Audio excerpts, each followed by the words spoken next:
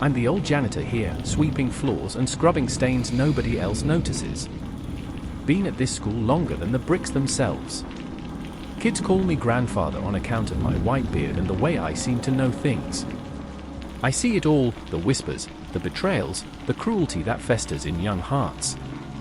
This place is a cauldron of ambition, and none burned hotter than Lucas Varnars, a boy so proud he'd rather see the world crumble than lose his crown. This is his story, and how it all came crashing down. Lucas was a senior, the kind of kid who walked like he owned the air itself. Captain of the debate team, star of the soccer squad, top grades, his name was etched on every trophy in the glass case by the principal's office.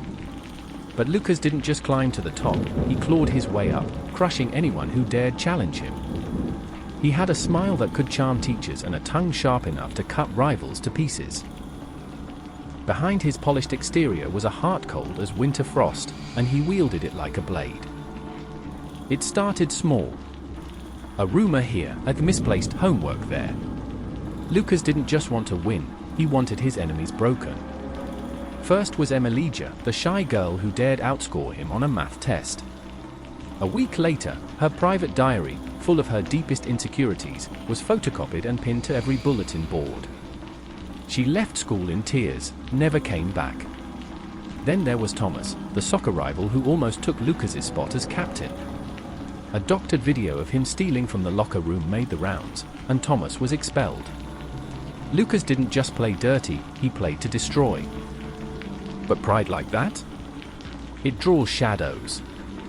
And this school, old as it is, has shadows deeper than most. The stakes weren't just reputations anymore, they were lives, futures, souls. Lucas's reign was a house of cards, and the wind was coming. Enter the new kid, a transfer student who walked in one rainy Monday. Tall, with eyes like storm clouds and a quiet that made the air heavy, he didn't introduce himself with fanfare. Just took a seat in the back, watching. The teachers called him Petras, but he felt bigger, like he carried thunder in his steps. I'd seen plenty of kids come and go, but this one? He was different. Like he knew the school's secrets before he even stepped inside. Lucas noticed him right away. Petras didn't bow to the king, didn't laugh at his jokes or flinch at his glares. That alone made him a threat. Lucas started his usual game, whispers about Petras's past, hints he was trouble. But Petras didn't react. He just watched, those storm grey eyes cutting through Lucas like they saw every sin he'd ever committed. The first crack in Lucas's empire came during debate practice. Lucas was tearing into a freshman, humiliating her for a shaky argument, when Petras stood up. "You're not clever," he said, voice calm but sharp. "You're loud. There's a difference." The room went silent. Lucas laughed it off, but his eyes burned. He wasn't used to being challenged. From there, things unraveled fast. Petras didn't fight like Lucas. He didn't spread rumors or plant evidence. He just exposed things. Truths Lucas thought he'd buried.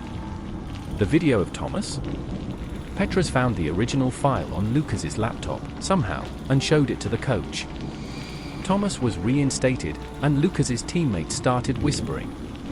Emilia's diary? Petras tracked down the photocopy machine's log, linking it to Lucas's student ID. Emilia's parents got an apology from the school, and she was offered a scholarship to return.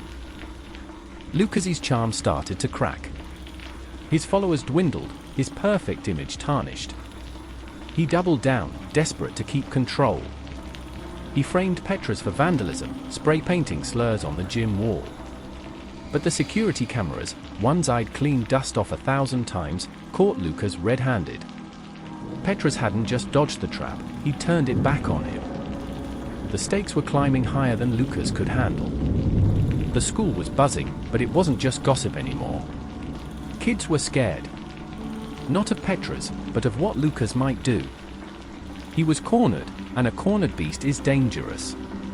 I saw it in his eyes as I swept the halls late one night, pure, panicked rage. He was planning something big, something final. It came to a head at the spring assembly, the whole school packed into the auditorium. Lucas was set to give a speech, his last chance to reclaim his throne.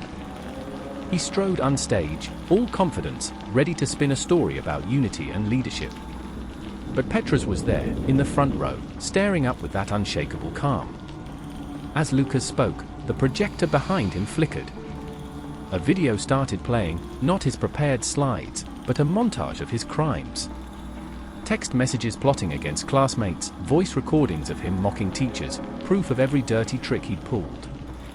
The auditorium gasped. Lucas froze, his golden tongue useless. He lunged for the projector, screaming it was a lie, but the truth was undeniable. The principal pulled him off stage. Parents were called. Expulsion was the least of it, lawsuits were coming, maybe even criminal charges. Lucas's empire wasn't just crumbling, it was ash. I found Petrus later, alone by the lockers. "You didn't just expose him," I said, leaning on my broom. "You broke him." Petrus just smiled, a flicker of something ancient in his eyes. "Some things need breaking," he said. Then he was gone, transferred out as quick as he'd come. The school felt lighter after that, like a storm had passed. Me? I keep sweeping, watching. Lucas was the worst, but he wasn't the only one with pride sharp enough to cut. There'll be others. There always are. But I'll be here, mopping up the messes, waiting for the next shadow to step into the light. This old school's got stories yet to tell, and I've got time to see them through.